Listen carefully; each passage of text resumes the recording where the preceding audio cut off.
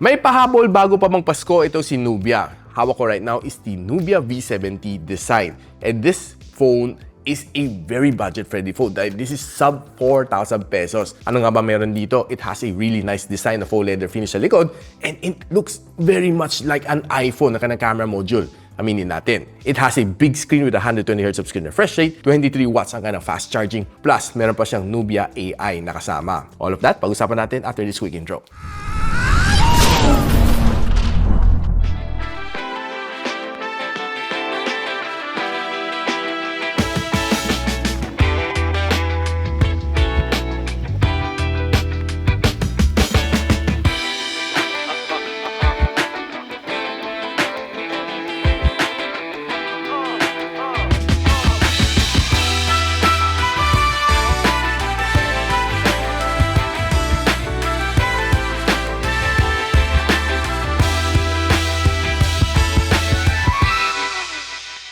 Ito, Nubia V70 Design na may 4 plus 10 gigs of RAM and 256 GB of storage. Ang presyo niya is 5,299.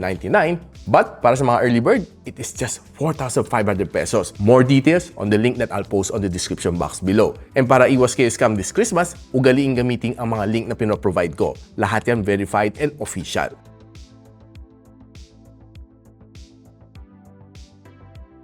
Now, ang design nito looks really nice. What I like dito sa kanya is yung faux leather finish. It feels good, maganda, makapit, and walang fingerprint.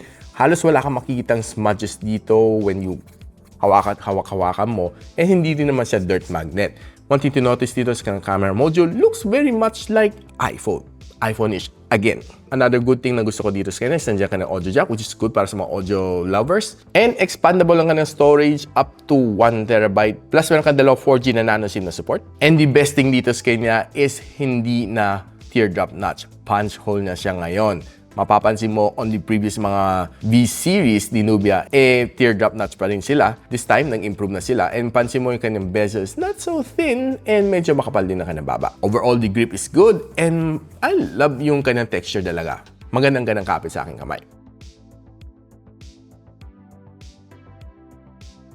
Now, this one's being powered by the Unisoc na T606. I know it's just a very basic chip. And probably this chip is the reason kung bakit ang baba ng presyo na itong phone na ito. Pero kaya naman niya mag-perform on day-to-day tasks. And nakakuha siya ng 241,000 points dito sa Antutu benchmark. Just don't expect too much. And ito ang kanyang breakdown score. Okay naman kanyang thermals and nitro to 78% ang kanyang best performance. Ito ang kanyang score dito sa CPU benchmarking sa Geekbench and sa GPU benchmarking.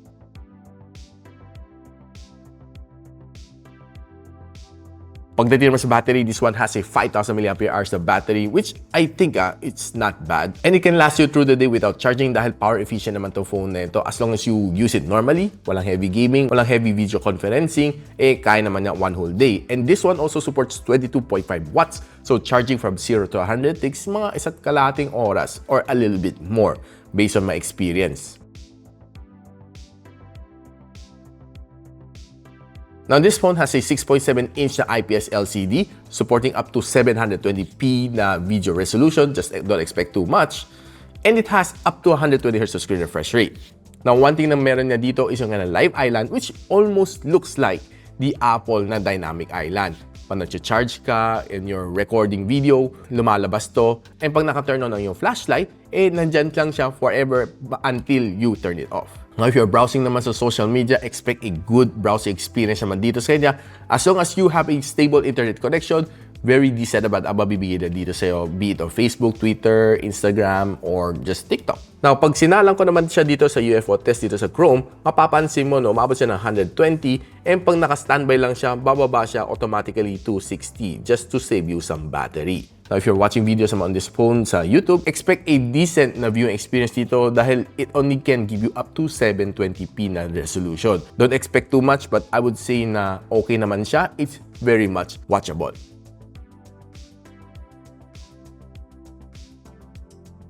Now, since itong phone na ito only has one loud firing speaker, check lang natin ang kanyang sound quality.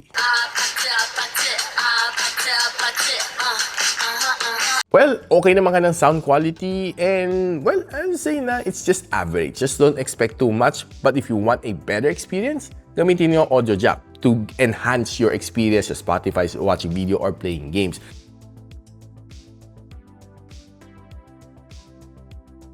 Now, pagdating sa gaming, I played 2 titles dito, Mobile Legends and Call of Duty Mobile. Pagdating sa Mobile Legends, I was able to get a good gaming experience dito. Minimal ang lags niya and I was able to set it to high graphical settings dito. So, best na kaya niya dito sa phone na ito. And the gameplay was okay. Not so bad ang aking experience. I rarely feel any lags or frame drops dito sa kanya. And the touch response was good.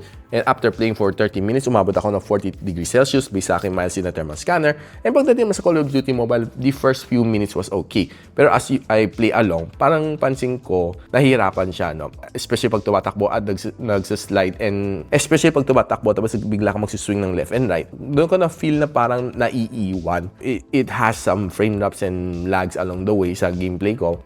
Probably it's because na sinet ko sa highest graphical settings na kaya ng phone na ito. And the only solution dito is probably you need to lower it down para medyo mas smoother experience. And after 30 minutes of gameplay, umabot siya ng 43 degrees Celsius.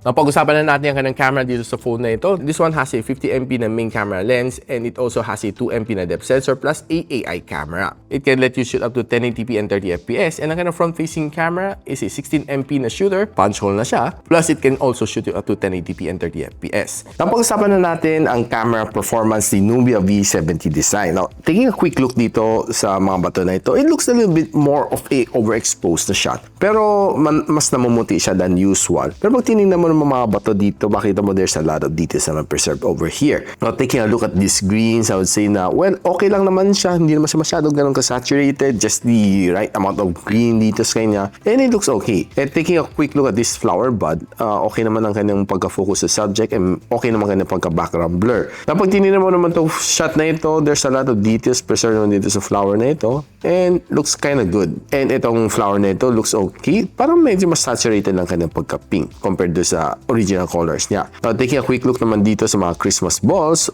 okay naman. Medyo mas low light dito sa loob. So, medyo mas a little bit darker ang approach nitong camera na ito. And, well, taking more Christmas ball shots, okay naman siya. And taking a look at this crystal, okay naman siya. Pag zoom in mo, there's still some details na makita mo. And looking at this figurine shot, I would say na magandang ka na pagka-focus ka ng mukha. Even dito sa bird na ito. Now, on outdoor naman, looking at these cherries dito sa Christmas decor shot, okay naman siya. And some of this orchid shot looks kinda good. Now, going indoor, medyo low light, pansin ko, okay naman, kaya na mag-perform, except na medyo mas darker na siya than usual. And more Christmas figure shot, I would say na looks kinda okay. Now, tinry din naman natin kanina zoom lens, this is a normal shot, and this is a 2x zoom shot. Now, one thing to notice naman, preserve ng kanyang color, be it yung kanyang normal shot or yung kanyang zoom in shot. Now, kung further mas low light pa sa loob ng coffee shop ng gabi, no, I would say na okay naman, kaya naman na mag-perform ang kanyang camera, except that don't expect it to be really that good kasi medyo a little bit grainy and soft na yung mga photos makikita mo. And yeah, this is what you see pag low light. Pero medyo okay naman tong painting shot na ito.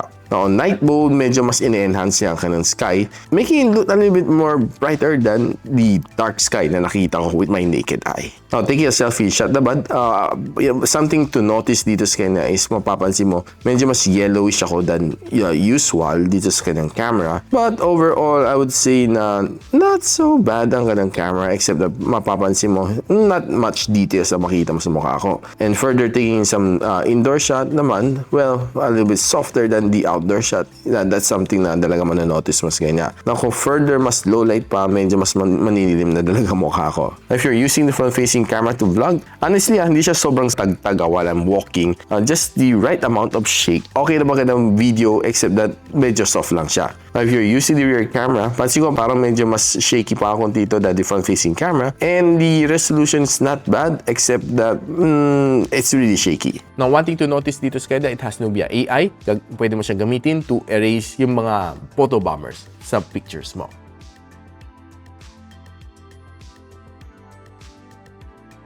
Now, what's not to love about itong bagong Nubia V70 Design? It really looks good. I really love yung kanyang design. Yung kanyang camera performance is just okay, average, don't expect too much. Gaming experience dito is okay for yung mga basic games, ML, Honor of Kings, Call of Duty Mobile, kaya-kaya naman na i-support. One thing na gusto ko rin dito sa kanya, malaking kanyang storage at its price point at 256 and it's even expandable up to 1 terabyte. And another winning factor, nandiyan pa rin kanyang audio jack and this one has sounds by DTS Audio.